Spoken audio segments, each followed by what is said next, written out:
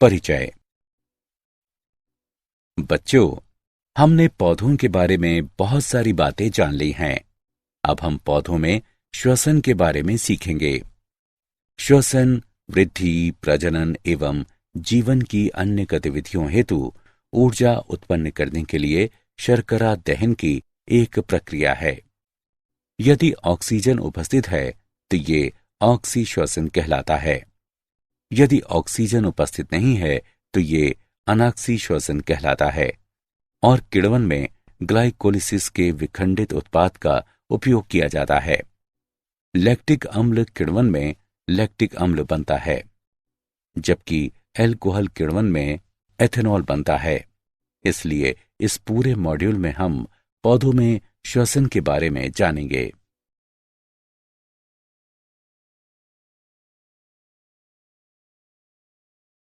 उद्देश्य। इस पाठ के अंत में आप निम्न करने में सक्षम हो जाएंगे: पौधों की सांस लेने की प्रक्रिया की चर्चा करना, ग्लाइकोलिसिस की व्याख्या करना, किण्वन के बारे में जानना, ऑक्सी श्वसन की चर्चा करना, ट्राइकार्बोक्सिलिक अम्ल चक्र की व्याख्या करना, इलेक्ट्रॉन परिवहन तंत्र यानी ईटीएस और ऑक्सीकरणी फास्फोरिलीकरण की व्याख्या करना, श्वसनीय संतुलन शीट का विचार देना, श्वसनीय अनुपात को परिभाषित करना।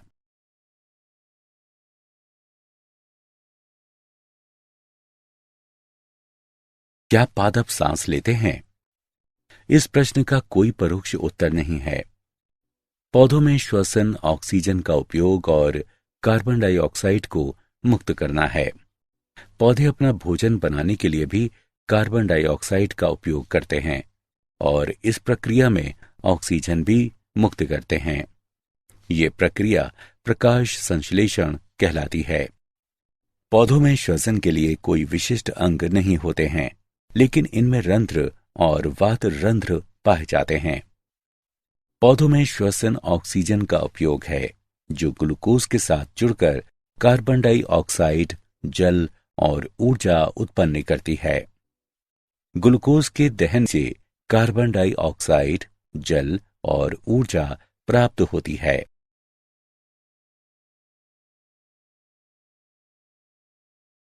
ग्लाइकोलिसिस। ग्लाइकोलिसिस के दौरान एक ग्लूकोज अणु पायरुविक अम्ल में टूट जाता है और एटीपी के रूप में ऊर्जा मुक्त करता है। ग्लाइकोलिसिस के चरण। ग्लूकोज हेक्सोकाइनेज एंजाइम की उपस्थिति में एटीपी द्वारा ग्लूकोज 6 फॉस्फेट में फॉस्फरीकृत हो जाता है। इस अभिक्रिया में एक एटीपी का उपयोग किया जाता है। ग्लूकोज 6 फॉस्फेट फॉस्फोग्लूकोज आइसोमेरेज एंजाइम की उपस्थिति में अपने समावयवी फ्रुक्टोज 6 फॉस्फेट में परिवर्तित हो जाता है। फ्रुक्टोज 6 फॉस्फेट फॉस्फोफ्रुक्टोकाइनेज एंजाइम की उपस्थिति में एटीपी द्वारा फॉस्फरीकृत हो जाता है। इस प्रकार फ्रुक्टोज 1,6 डाइफॉस्फेट बनता है और एटीपी के एक और अणु का उपभोग किया जाता है। अब फ्रुक्टोज 1,6 डाइफॉस्फेट एल्डोलेज एंजाइम की क्रिया द्वारा 3 कार्बन शर्कराओं डाइहाइड्रोऑक्सी एसीटोन फॉस्फेट यानी DHAP एवं 3 फॉस्फोग्लिसरल्डिहाइड यानी PGAL में 2 अणुओं में विभक्त हो जाता है। डाइहाइड्रोऑक्सी एसीटोन फॉस्फेट यानी DHAP ट्राइओस फॉस्फेट आइसोमरेज एंजाइम की क्रिया द्वारा PGAL में बदल जाता है। अब 3 फॉस्फोग्लिसरल्डिहाइड 3 बाइफॉस्फोग्लिसरेट में बदल जाता है और NAD+ से NADH+ H+ भी बनाता है। 3 बाइफॉस्फोग्लिसरेट अब 3 फॉस्फोग्लिसरिफ अम्ल में बदल जाता है और ये ADP से ATP भी उत्पन्न करता है। 3 फॉस्फोग्लिसरिक अम्ल 2-फास्फोग्लिसरेट में बदल जाता है और उसके बाद 2-फास्फोग्लिसरेट फास्फोइनोल पायरुवेट अम्ल में बदल जाता है तथा साथ ही जल मुक्त करता है और अंत में फास्फोइनोल पायरुवेट पायरुविक अम्ल में बदल जाता है और एडीपी से एटीपी भी उत्पन्न करता है।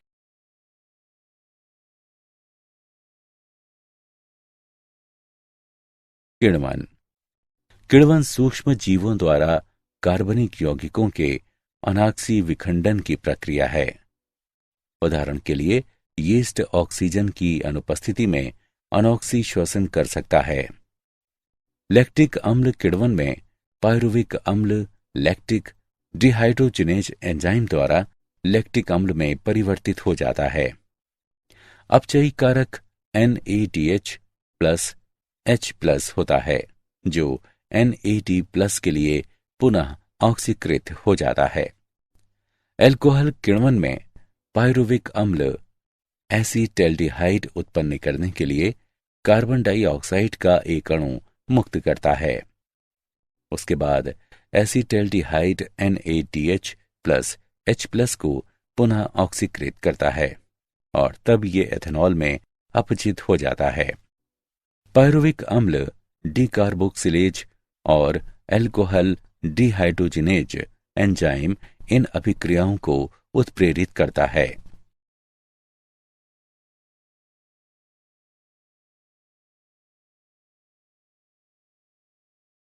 ऑक्सी श्वसन। ऑक्सी श्वसन में ऑक्सीजन की उपस्थिति में पायरुविक अम्ल कार्बन डाइऑक्साइड और जल में पूरी तरह से ऑक्सीकृत हो जाता है। ऑक्सी दशाओं में पायरुविक अम्ल क्रेब्स चक्र के माध्यम से ऑक्सीकृत हो जाता है, लेकिन क्रेब्स चक्र में प्रवेश करने से पहले ये सूत्र कणिका अधात्री में प्रवेश करता है, जहां ये डीकार्बोक्सिलीकृत हो जाता है और कोएंजाइम ए के साथ जुड़कर एसिटल कोएंजाइम ए बनाता है।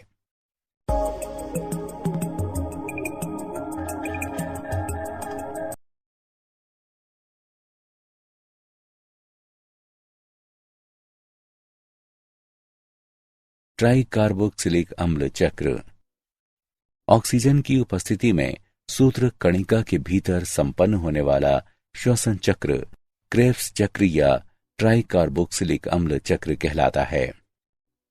क्रेब्स चक्र का प्रारंभ जल की उपस्थिति में सिट्रिक अम्ल बनाने के लिए ऑक्सेलो एसिटिक अम्ल सहित एसिटाइल COA के संघनन के साथ होता है। एकोनिटेज की उपस्थिति में सिट्रिक अम्ल सिस एकोनिटिक अम्ल में परिवर्तित हो जाता है और जल का एक अणु मुक्त होता है। सिस एकोनिटिक अम्ल जल के संयोजन के साथ एकोनिटेज एंजाइम की उपस्थिति में आइसोसिट्रिक अम्ल में परिवर्तित हो जाता है। अब आइसोसिट्रेट डिहाइड्रोजिनेज एंजाइम की उपस्थिति में ऑक्सेलो सक्सीनिक अम्ल बनाने के लिए आइसोसिट्रिक अम्ल से 2 हाइड्रोजन आयन अलग हो जाते हैं। इस दौरान NADH प्लस H+ के निर्माण के लिए ये हाइड्रोजन आयन NAD+ द्वारा ग्रहण किए जाते हैं। ऑक्सेलोसक्सीनिक अम्ल कार्बोक्सिलेज एंजाइम की उपस्थिति में डीकार्बोक्सिलीकृत होकर अल्फा कीटोग्लूटेरिक अम्ल बनाता है और कार्बन डाइऑक्साइड मुक्त होती है। अल्फा कीटोग्लूटेरिक अम्ल अल्फा कीटोग्लूटेरिक डिहाइड्रोजिनेज एंजाइम की उपस्थिति में कोएंजाइम ए के साथ अभिक्रिया करके सक्सिनाइल कोएंजाइम ए बनाता है। अभिक्रिया के दौरान कार्बन डाइऑक्साइड का एक अणु और हाइड्रोजन आयन का एक युग्म मुक्त होता है। NADH प्लस H+ बनाने के लिए हाइड्रोजन आयन NAD+ द्वारा मुक्त किए जाते हैं। अब सक्सिनाइल COA सक्सिनाइल थियोकाइनेज एंजाइम की उपस्थिति में सक्सिनिक अम्ल में परिवर्तित हो जाता है। अभिक्रिया के दौरान GTP से GTP निर्मित होता है।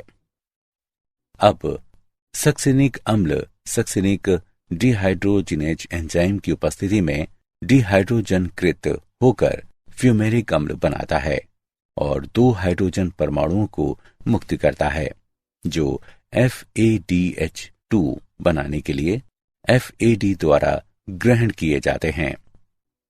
एंजाइम फ्यूमरेज की क्रिया द्वारा फ्यूमेरिक अम्ल मैलिक अम्ल में परिवर्तित हो जाता है।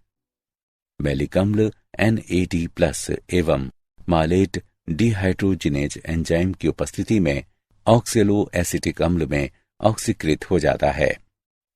हाइड्रोजन परमाणु का मुक्त युग्म NAD+ से NADH+H+ बनाता है।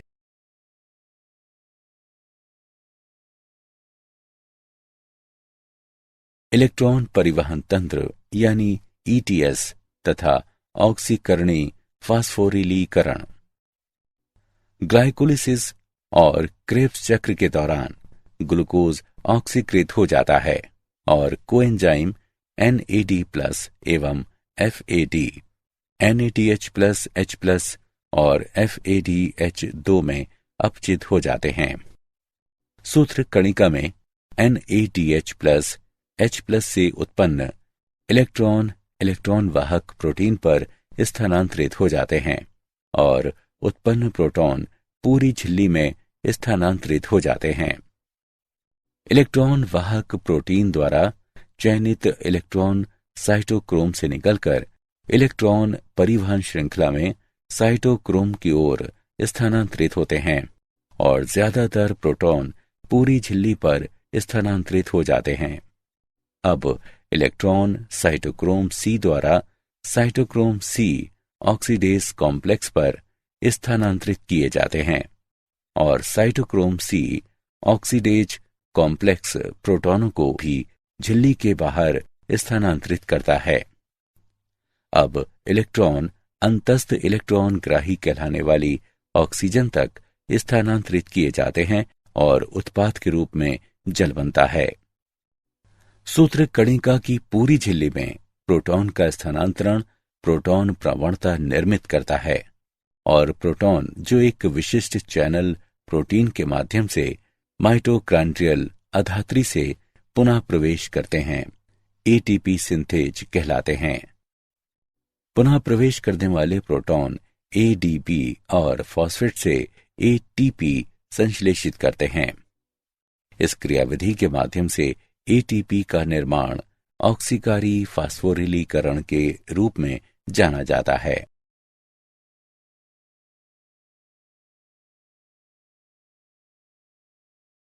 श्वसनीय संतुलन शीट। श्वसनीय संतुलन शीट का उपयोग करके हम प्रत्येक ऑक्सीकृत ग्लूकोज अणु के लिए ATP के नेट लाभ की गणना कर सकते हैं। ATP के नेट लाभ की गणना करने के लिए अभिधारणाएं। पथ नीचे दिए गए रूप में क्रमानुसार व्यवस्थित है। ग्लाइकोलिसिस, TCA चक्र और इलेक्ट्रॉन परिवहन प्रणाली। ग्लाइकोलिसिस के दौरान संश्लेषित NADH सूत्र कणिका में प्रवेश करता है, जिसका ऑक्सीकारी फास्फोरिलीकरण में उपयोग किया जाता है। ग्लूकोज के अतिरिक्त पथ में कोई अन्य यौगिक प्रवेश नहीं करता है। मध्यवर्ती पथ में किसी अन्य यौगिक को संश्लेषित नहीं करते हैं। ग्लूकोज के एक अणु के ऑक्सीश्वसन के दौरान 36 ATPase का नेट लाभ हो सकता है। Glucose plus 6 ATP plus 36 ADP plus 36 PI से 6 CO2 plus 42 H2O plus 36 ATP प्राप्त होते हैं।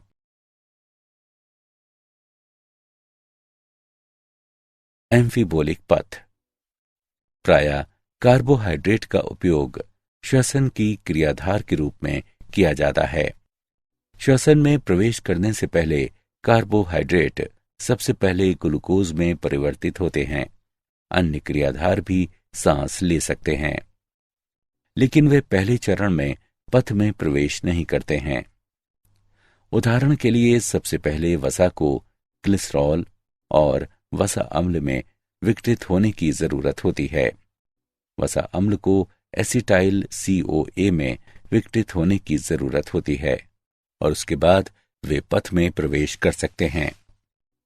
इसी तरह ग्लिसरॉल PgAl में परिवर्तित हो जाता है और उसके बाद वे पथ में प्रवेश कर सकते हैं।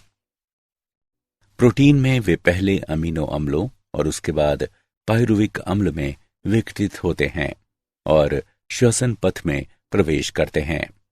अब जीव को वसा अम्लों को संश्लेषित करने की जरूरत होती है, तो पथ से एसिटाइल यानी CoA अलग हो जाता है। इसलिए यह सिद्ध होता है कि पथ अपचय और उपचय दोनों प्रक्रियाओं में शामिल होता है और इस कारण ये एम्फीबोलिक पथ के रूप में जाना जाता है।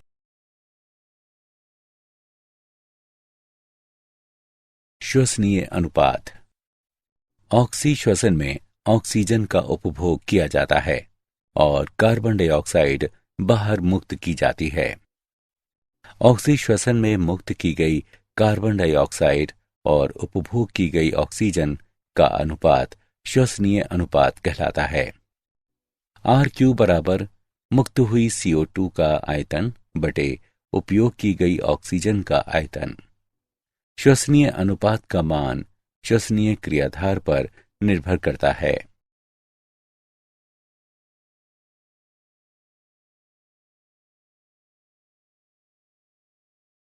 श्वसनीय अनुपात की गणना। कार्बोहाइड्रेट्स के लिए C6H12OH प्लस 6O2 से 6CO2 प्लस 6H2O प्राप्त होता है। श्वसनीय अनुपात की निम्नानुसार गणना की जा सकती है। 6CO2 बटे 6O2 बराबर 1.0। वसा के लिए 2C57H110O6 प्लस 163O2 से 114 CO2 प्लस 11H2O प्राप्त होता है। श्वसनीय अनुपात 114 CO2 बटे 163O2 बराबर 0.7।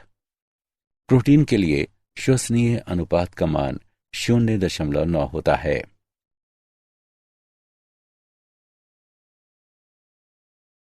क्या आप जानते हैं यीस्ट की 500 से अधिक प्रजातियां होती हैं। यीस्ट बियर में स्वाद एवं सुगंध मिश्रित करने के लिए जिम्मेदार होता है।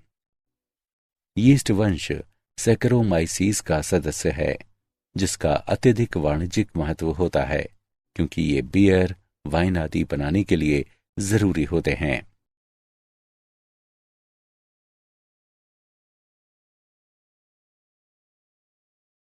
सारांश। आइए हमने जो कुछ सीखा है उसे संक्षेप में दोहराएं। पौधों में श्वसन ऑक्सीजन का उपयोग है, जो ग्लूकोज के साथ जुड़कर कार्बन डाइऑक्साइड, जल और ऊर्जा उत्पन्न करती है। ग्लाइकोलिसिस के दौरान एक ग्लूकोज अणु पायरुविक अम्ल में टूट जाता है और ATP के रूप में ऊर्जा मुक्त करता है। किण्वन सूक्ष्म जीवों द्वारा कार्बनिक यौगिकों के अनाक्सी विखंडन की प्रक्रिया है। ऑक्सी श्वसन में ऑक्सीजन की उपस्थिति में पायरुविक अम्ल कार्बन डाइऑक्साइड और जल में पूरी तरह से ऑक्सीकृत हो जाता है। ट्राई कार्बोक्सिलिक अम्ल चक्र ऑक्सीजन की उपस्थिति में सूत्र कणिका के भीतर संपन्न होने वाला श्वसन चक्र है और ये क्रेब्स चक्र भी कहलाता है।